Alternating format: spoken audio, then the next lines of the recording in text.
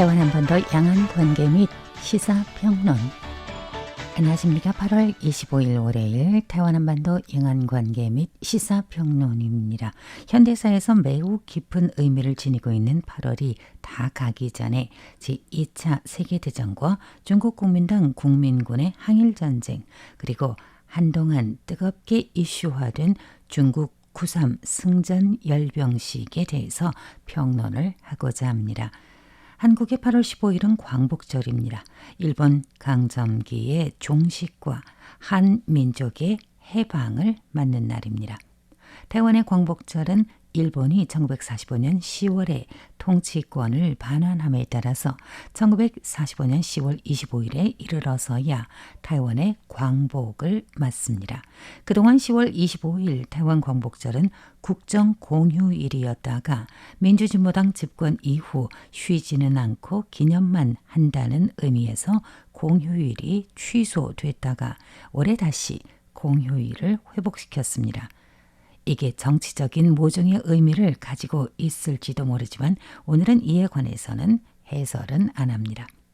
한국과는 달리 타이완은 광복 이전까지만 해도 일본의 통치를 무려 반세기 동안이나 받아왔는데 기존의 교과서 역사책에서는 비판적인 서술은 거의 없고 1895년부터 1945년 사이를 그저 일치시대, 즉 일본 통치시대라고만 부릅니다.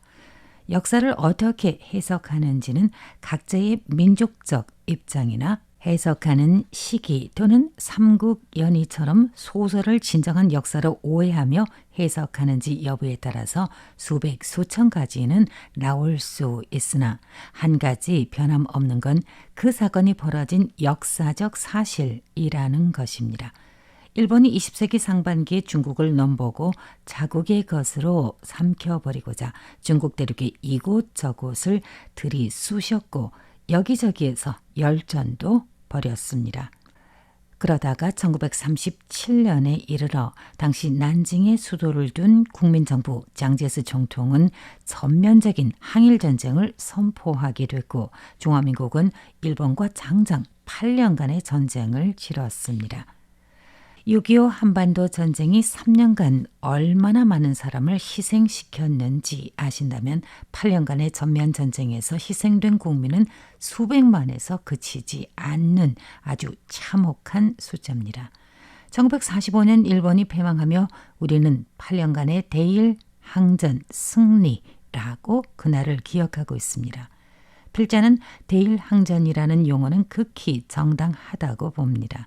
당시 중화민국이 세계 곳곳에 나가서 전쟁을 벌인 것도 아니고 군국주의 일본군이 쳐들어와서 우리는 그들에 대항하며 전면전에 들어간 것이기 때문입니다. 그래서 1945년의 일본과의 전쟁 종식은 대일항전 승리라고 생각됩니다. 여기에서 10년 전의 9월을 회고해 본다면 중공 국가주석 시진핑은 집권 이래 중공의 관례를 깨고 2015년 9월 3일 베이징 티난먼 광장에서 중국 인민의 항일전쟁과 세계 반파시즘 전쟁의 승리 70주년이라는 명목의 열병식을 거행했었습니다. 그때 러시아 대통령 블라디미르 푸틴과 한국 대통령 박근혜 등 국제정계 주요 인물들이 열병식에 초청이 되고 이슈화된 바 있습니다. 그 외에 10년 전 베이징 열병식에 중공은 1949년 중국 대륙에 체류해 있는 국군 퇴역 장병들을 초청했습니다. 이게 벌써 10년 전 중공이 깔았던 판입니다. 즉 역사에 대한 해석, 국제사회에서 그 해석에 대한 발언권을 베이징 당국이 장악하는 행동임을 몰라볼 리는 없겠지요. 오는 2025년 9월 3일 중공은 2015년 때와 같은 명목의 열병식을 거행할 예정이고 어젯밤 8월 24일 베이징에서 무기를 이동하는 마지막 리허설이 진행되기도 했습니다. 10년 전 항일전쟁에 참전했던 중국 대륙에 체류해 있는 중화민국 국군을 초청했었는데 올해에는 2차 대전 당시 중화민국을 도와서 일본과 싸우는데 크게 이바지한 플라잉 타이거 파일럿의 후손들을 초청할 예정입니다. 이 중에는 중화민국의 공군, 건군의 가장 중요한 인물 클레어 리 첸노의 딸 신시아 첸노 그리고 그의 손녀 넬 캘러웨이 등이 포함되어 있다는 것입니다. 플라잉 타이거의 정식 명칭은 중화민국 공군 미국 국적 지원 중대인데 게다가 국군 공군 창설의 큰 공신 클레어 리 첸노 지휘관은 일평생 반공하는 입장을 고수했었습니다. 하지만 중공 당국이 플라잉 타이거의 후손들을 초청한다는 건 원래 중국 공산당이나 중화인민공화국과 협력하지 않았다 해도 여하튼 제2차 세계대전에 대한 역사적 발언권을 장악하겠다는 움직임으로 보입니다. 맞는 자가 이긴다. 이긴 자가 맞다. 이런 말은 누가 옳고 그른지 바로 나타나지는 않습니다. 한 가지 보이는 건 이긴 자에게 해석과 발언할 권리를 준다는 것입니다. 여기에 민족주의, 즉 국수주의를 더하면 타민족에는 배타적이고 자국만 최고, 눈에는 자기만 보이게 됩니다. 좀 신사적으로 표현하면 강력하고 압도적인 애국주의로 볼 수 있는데요. 역사의 해석은 힘이 있는 자가 제 맘대로 해석하고 정의하는 경향은 예나 지금이나 이 사회의 보편적인 현상으로 계속해서 출현하고 있습니다. 필자는 예전 시사성 프로그램에서 중공은 우리의 항일전쟁을 8년에서 14년으로 늘려놓았다는 보도를 했던 바 있습니다. 지난 2017년에 중국 초교와 중학교 교재의 8년 항전을 14년 항전으로 변경시킨 것입니다. 중화민국은 1937년 노구교 사변으로도 불리는 7월 7일 7.7사변이 전면 항일전의 시작이라고 했지만 중공교육부는 1931년 일본군이 9월 18일 동북지방 남만철도를 폭파시킨 9.18 사변을 항일전쟁의 시작으로 정했습니다. 물론 해석은 각자 다를 수 있는데 문제는 그 항전의 주역은 누구냐는 것입니다.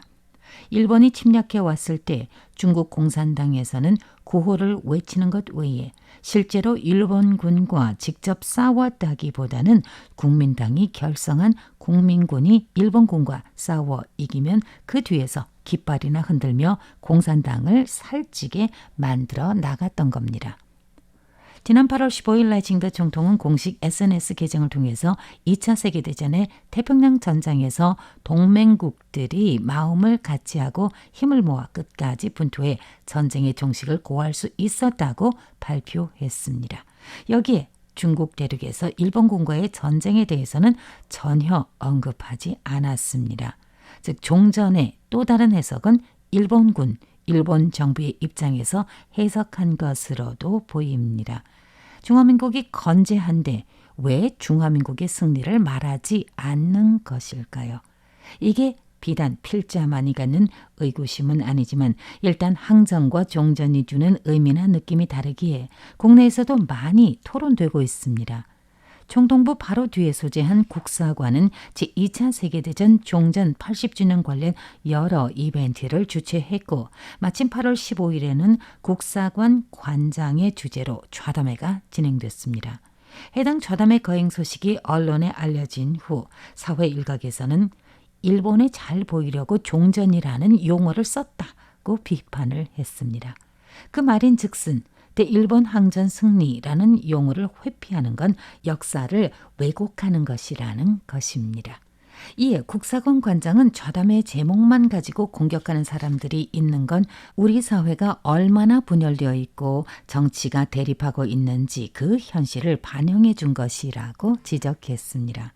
중공 역사, 전후 대만 역사 분야의 전문학자 국립정치대학교 리후종 교수는 타이완에 정착한 중화민국 정부가 2차 대전 종전 80주년을 어떻게 정의하는지 사실 난감할 것이라며 타이완 사회 인구 구조에 대해서 언급을 했습니다.